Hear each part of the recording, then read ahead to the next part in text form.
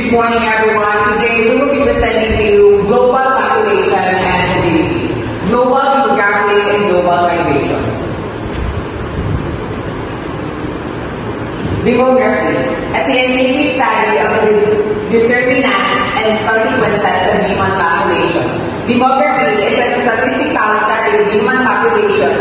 It looks at things like population size, growth, density, distribution, and vital statistics such as birth rate, death rate, age structure, and migration patterns.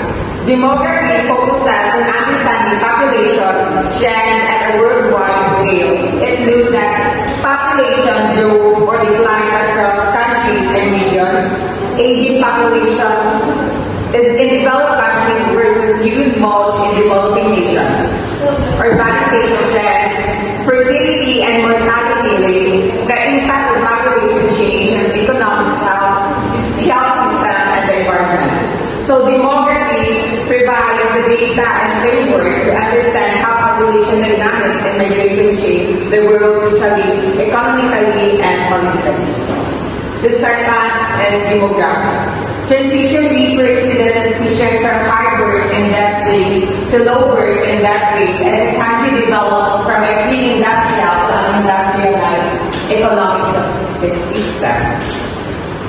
The demographic transition is a model that explains how population patterns change over time as a country develops economically. It shows the shift from the high birth and death rates to low birth and death rates in 4 stages. The demographic transition helps explain global trends in population growth, economic development, and migration. Countries at different stages faces different challenges like youth unemployment in early stage versus aging population in later ones. Next is migration.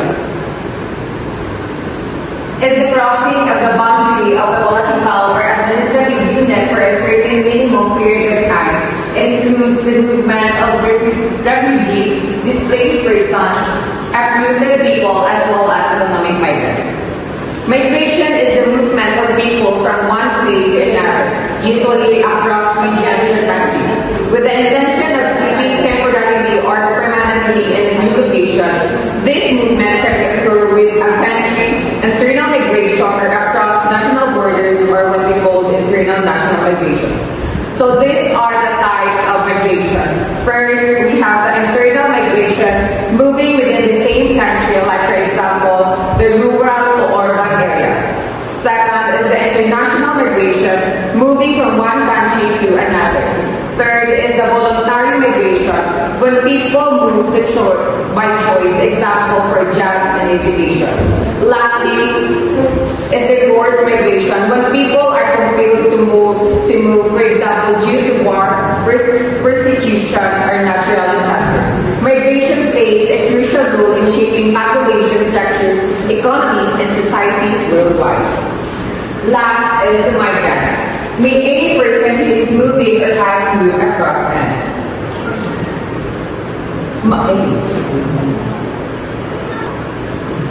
Migrant is a person who moved from place to another, either within a country or across international borders, often to live or work temporarily or permanently.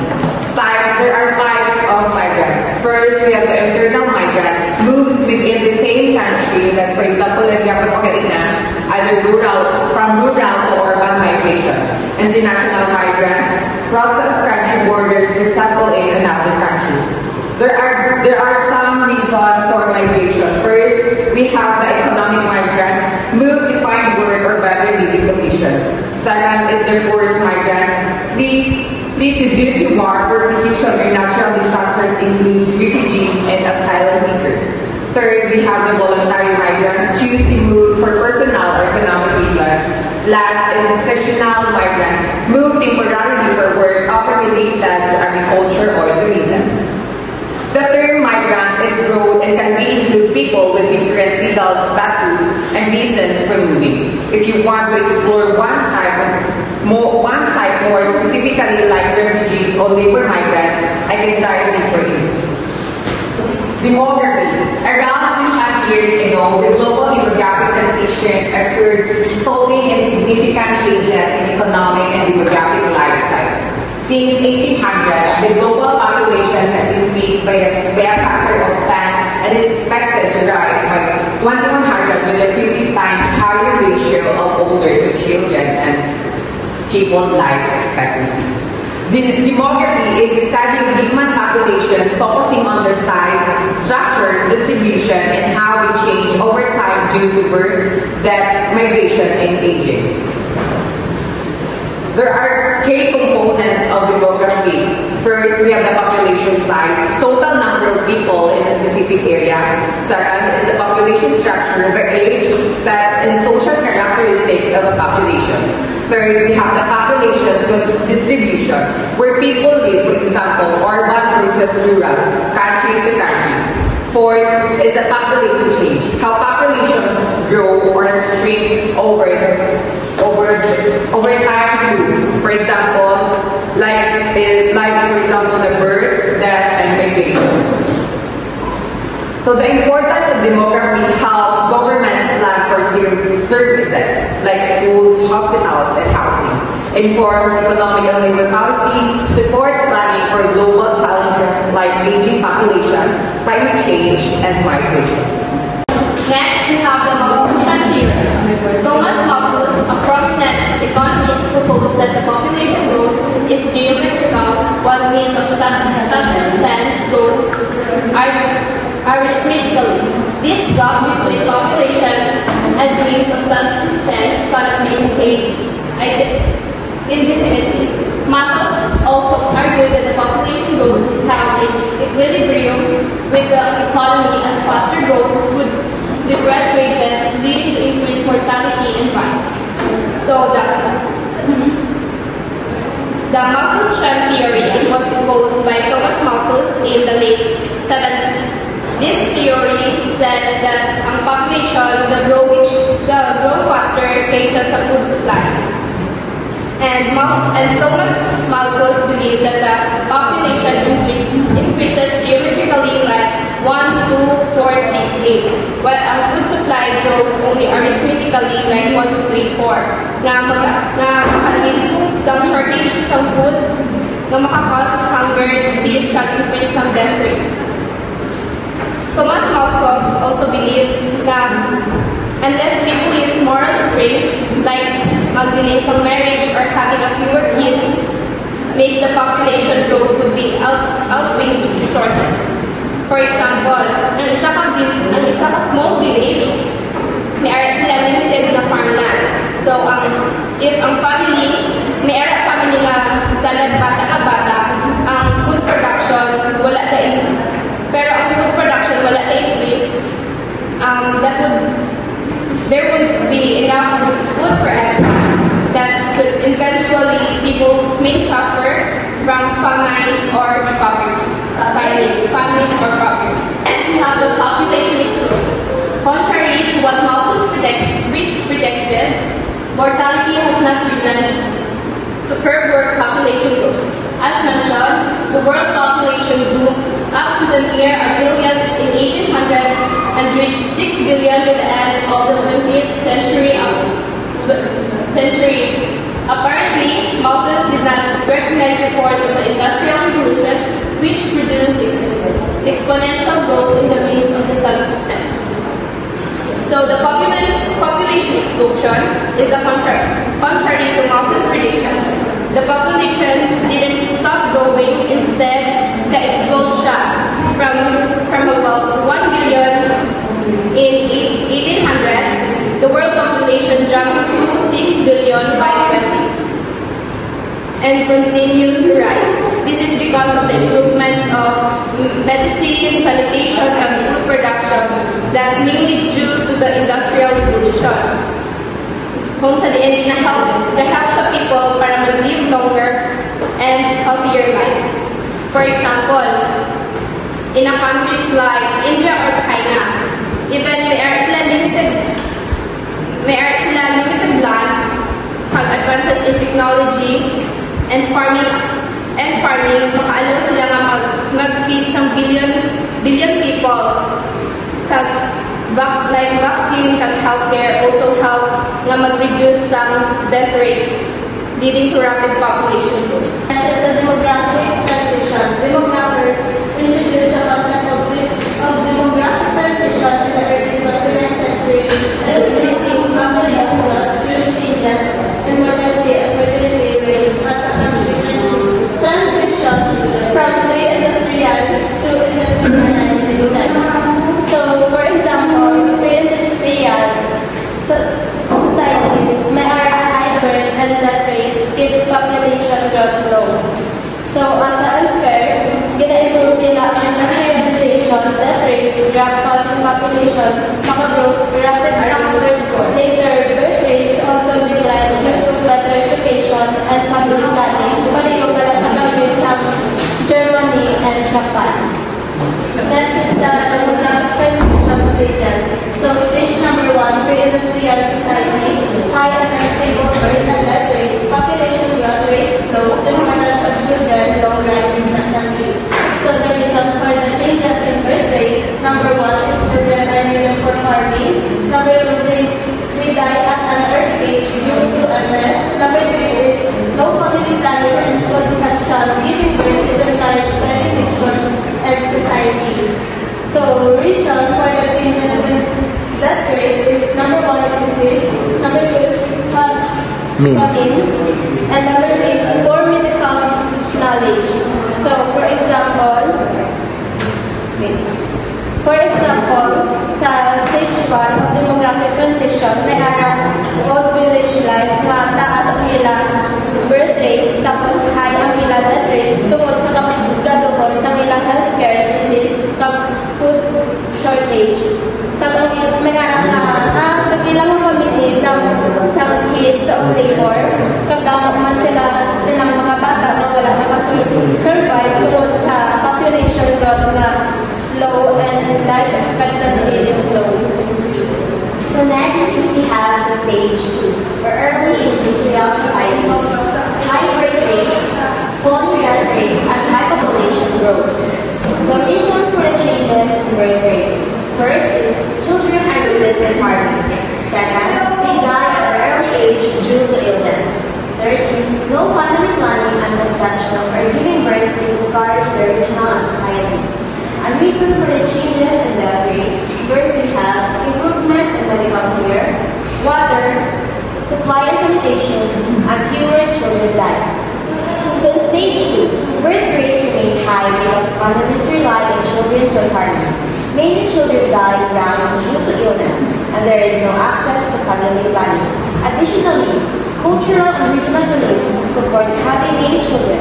At the same time, death rates begin to fall because of better medical care, access to clean water, improved sanitation, and more children surviving. And this leads to a period of rapid population growth. Next, we have the stage 3, or late industrial society. Low death rate, falling birth rate, and high population growth. So reasons for the changes in birth rate. First is improved medical care and diet. Second, fewer children are needed for work. And the reason for the changes in the death rates are improvements in medical care, water, supply and sanitation, and fewer children die. So in stage 3, the death rates remain low due to continued improvement in medical care, access to clean water, better sanitation, and higher child survival rates. Meanwhile, the birth rates begins to fall because medical care and diet have improved, so families don't need as many children, and fewer children are needed for work.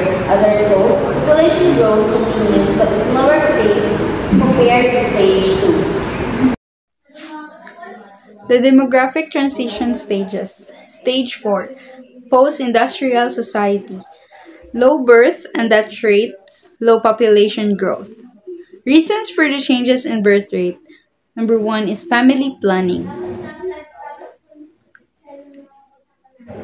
People have more access to contraception, education about reproduction, and the freedom to choose when or if to have children. Number 2 is good health. Since child mortality is low, families don't feel the need to have many children. 1 or 2 children are usually enough. Number 3 is later marriages. People often marry later in life due to higher education levels, and career goals. This shortens the childbearing years and results in fewer children. Next is reasons for the changes in the death rate. Number one is good health care. Medical advancement mean people survive diseases and live longer, healthier lives. Number two is reliable food supply. People have consistent access to nutritious food, which keeps them healthier. Number three, people are living longer. Life expectancy increases due to better medicine, living conditions, and healthy lifestyles. Based on the demographic transition model, it can be argued that because the industrialized countries underwent a dramatic change that resulted to lower population growth rate, the developing countries can emulate this for the rates of population growth become lower. So the DTM demographic transition model kay use nila sa other countries nga nag-change into lower population growth rate sila. So the developing countries, pwede nila siya ma-emulate, or ang DTM is a suggestion about the future population levels of a country. So pwede nila ma-use or ma-emulate niya nga mga nga change para nga ang ilang growth rate magnubo. This is the demographic consumption theory. The demographic consumption theory is only based on Western society, include Europe, America, Japan. It's not applicable that all ethnicity rates in less developing countries.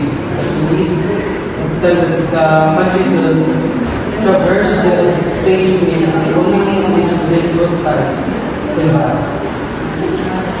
Uncertainty is that developing countries is not guaranteed that less developing countries will experience a similar decline in fertility rates. The political time frame duration takes for countries to proceed through the stages of uncertainty. Changing time and conditions, circumstances have grown since the developing world underwent its demographic. Fertility transaction theory. The fertility transaction theory suggested that fertility declines in the less developed countries at a faster rate than in developing countries, largely due to the widespread use of modern despite economic and the availability of construction. Cultural due to large families used to remain significant barriers in religious resistance, low religious status, and limited education.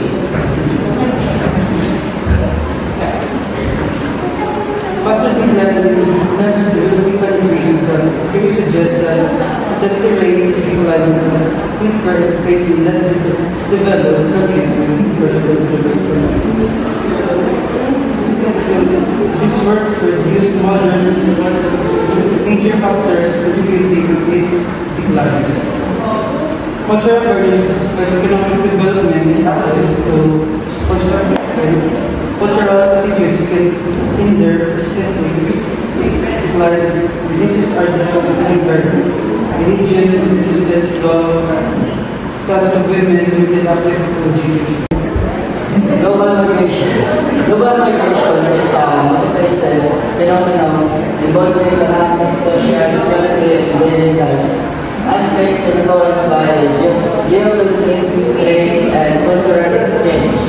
Offer opportunities for various countries, business, and communities. Humanity has in all the options and sometimes seeking labor, economic opportunities, family, and education. However, some through state persecution, terrorism, or environmental issues. And in 2017, The number of immigrants reached 258 million, a slight increase from 173 million in 2000. The proportion of international migrants is slightly higher at 3.4%. Around 68 million recently displaced persons, including refugees, asylum seekers, and internally displaced persons, migrate out of choice or necessity.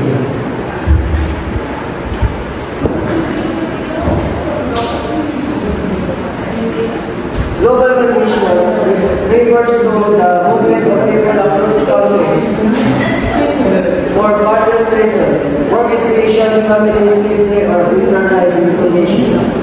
Some migrate by choice, while others are forced to flee to war, persecution, or natural disasters. For example, Amina teacher from Syria escaped war and sought asylum in Germany. Carlos from the Philippines moved to Canada for a job in healthcare. Both are migrants but with different reasons: survival versus opportunity. So these are the 17 Sustainable Development Goals that were established by the United Nations in 2015 as part of the 2030 Agenda for Sustainable Development. So these goals are a universal call to action to end poverty, protect the planet, and ensure peace and prosperity for all. Each goal addresses a critical area of human and environmental well-being. So goal number 1 is no poverty. So the SDGs aims to end poverty in all its forms everywhere. Number 2, goal number 2 is zero hunger. They aim to achieve food security, improve nutrition, and promote sustainable agriculture. Goal number 3 is good health and well-being. They ensure healthy lives and promote well-being for all at all ages.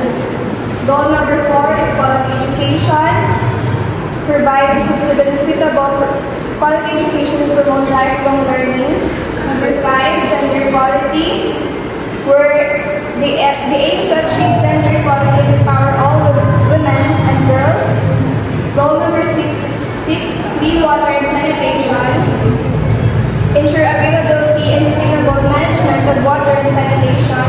Goal number 7, affordable and clean energy. Ensure access to all reliable, sustainable, and modern energy. Goal number 8, decent work and economic growth.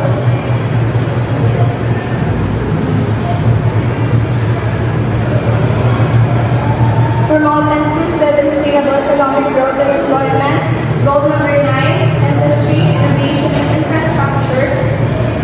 Build resilient infrastructure, promote innovation, and foster sustainable industries. Goal number 10, reduce inequality. Reduce inequality within all among countries.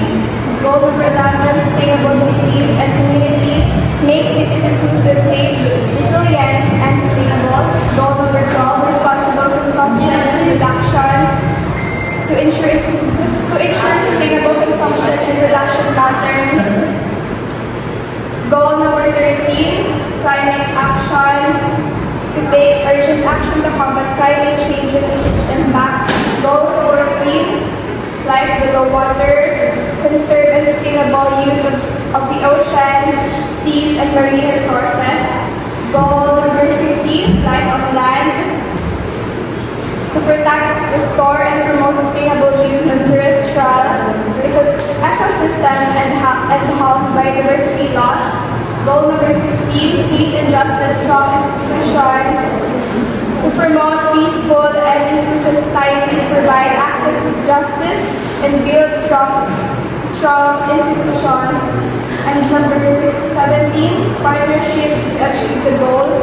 To strengthen the means of implementation and revitalize global partnerships for sustainable development. Migrants. According to the International Organization for Migration, a migrant is any person who is moving or has moved across an international border or within a state away from his or her habitual place of residence, legal status. The legal status, it doesn't matter if the person is motivated legally or illegally. Whether the movement is voluntary or involuntary. Voluntariness, the move can be by choice voluntary or forced involuntary. What the causes for the movement are, or reasons for moving, the causes can vary for family, safety, environment. What the length of the stay is. Let us say it doesn't matter if the move is temporary or permanent. Overall, international organization migration into nations is very broad and includes anyone who changes their usual place or residence for any reason and for any length of time without considering their legal situation or whether the move was voluntary or forced. So, based sa international organization or migration, ang migrante ang mga sa mga tao na naghahalin o kung naghahalin sa iba na punsod kung sa sulod mismo sa isa ka punsod palayo sa iyang kaagdan, ginaistaran, hindi importante kung legal o political ang iyang maghalin, voluntaryo o kung pilit siya maghalin. Ano ang mga rason sa iyang maghalin o kung ano kalawag ang iyang pagpinar sa iyang nagkantuan. Sa masimple na paghampal, ang migrante, amo ang tao man nagdasay sa lugar, sa diin man siya naghahalin kag sa ano man iyang rason. Next. Migrants. From this definition, two categories of migrants can be identified. Labor or economic migrants and family reunification. Forced migrants, asylum seekers and refugee. Forced migrants are those who are obliged to migrate due to adverse circumstances beyond their control. Asylum seekers seek safety from persecution in a foreign country and await a decision on their status. If negative, they must leave the country without humanitarian permission. Refugees fear persecution due to race, religion, nationality, social group, or political opinions and are unwilling to leave their home country. So these reborn or economic migrants, these are people who move to another country mainly for work or to improve their economic situation. This category can also include those who are moved for family reunification. Forced migrants. This group includes asylum seekers and refugees. Forced migrants are compelled to leave their home country due to circumstances beyond their control, such as war or explosion. Asylum seekers are people who flee their country to escape persecution and seek safety in another country. They wait for a decision or whether they will be allowed to stay. After this is denied, they must leave unless they receive special humanitarian permission. The reasons for persecution can include race, religion, nationality, social group, or political opinions. So overall, migrants can be divided into those who move voluntarily, mainly for work or family, and those who are forced to move due to danger or persecution. Forced migrants include asylum seekers, awaiting legal status, and refugees who have been recognized as needing protection. So basically mag-aghag na may lumapasalit sa mga migrante sa trabaho, bukod, ekonomiya, at ang mga nag-asylum para mabukod sa iyang pamilya. Mga napilitan na migrante bayo sa mga nagpapamuyot sa asylum at mga refuge. Ang mga napilitan na migrante ang mga tao na napilitan mag-asylum sa lugar tungkol sa magbublay ng mga sitwasyon na hindi pinakakontrol. Example, ang mga gera, pagpunakot, at pa. Ang mga nagapangayo sa asylum nagapangita sa kaluwasan halin sa paghinabot sa ibang na punsod kag nagamulat sa desisyon para sa ilang sitwasyon. Kung hindi pa po sa ilang desisyon, dapat sila makahalin sa among mga punsod. Luwas na kung hatagan sila sa permiso tungkol sa mga humanitarian na rason. Moving on to drivers of migration. Drivers of migration include economic, demographic, environmental, and social factors. They can be driven by access to better opportunities, lack of human rights, discrimination, poverty, or separation from family. Governments and the international community must consider these drivers to effectively protect migrants, govern migration, and maximize its benefit. So migration, on the other hand, is influenced by several factors that push people to leave their home countries or pull them towards a new one. These drivers include the following. First is the economic and demographic drivers. An example for this is a worker from India moved to a larger city or country like UAE to have better opportunities since it offers high-paying jobs and career prospects. Next is the economic drivers, like a family in Bangladesh may be forced to move to another country since their home is threatened because of high sea level or alarming. So next is the human-made crisis, which it may be made from political rivalry, wars, or persecution, and so much more. Drivers of migration. First one of the economic and demographic drivers such as poverty and food insecurity influences migration decision. So these factors represent the fundamental push factors driving individuals to leave their homes. Poverty and food insecurity are highlighted as a significant influence on migration decisions. A lack of economic opportunity coupled with insufficient resources to meet basic needs compels individuals to seek their better prospects elsewhere. Demographic pressures such as rapid population growth in resource regions can exacerbate these issues and further fuel migrations. Essentially, people move to places where they believe they can have better lives economically. Number two, we have environmental drivers such as climate change and natural disasters impact residents and vulnerability, potentially driving migrations. So this emphasizes the increasing of new environmental factors in driving migration, climate change leading to more frequent and intense extreme weather events and natural disasters such as floods, droughts, and earthquakes significantly impact a region's resilience and vulnerability. These events can render areas unhabitable, restoring livelihoods, infrastructures, forcing populations, relocating safety and stability. The impact of environmental degradations on resource availability also contributes to this pressure. This increasingly becoming a major driver of migration worldwide. The last one, we have human-made crises such as corruption and lack of respect for international human rights, and also contributes to migrations. Countries with high perceptions of corruption are more likely to be net immigrations, while countries with lower perceptions are more likely to be net immigrations. So these final categories under rule of government and political stability in driving migrations, corruption, a lack of respect for international human rights, and armed conflict, all created by environments of insecurity and instability, compelling people to flee. Migration suggesting that countries with high levels of perceived corruption are more likely to experience net immigration, more people coming in than leaving, while countries with lower perceptions may see net emigrations, more people leaving than coming in. This highlights the complex interplay between political and economic factors in shaping migration patterns. In summary, global migration is a significant global phenomenon crucial for achieving the 2030 Agenda Sustainable Development Goals, and its classifications of drivers are essential for understanding its existence.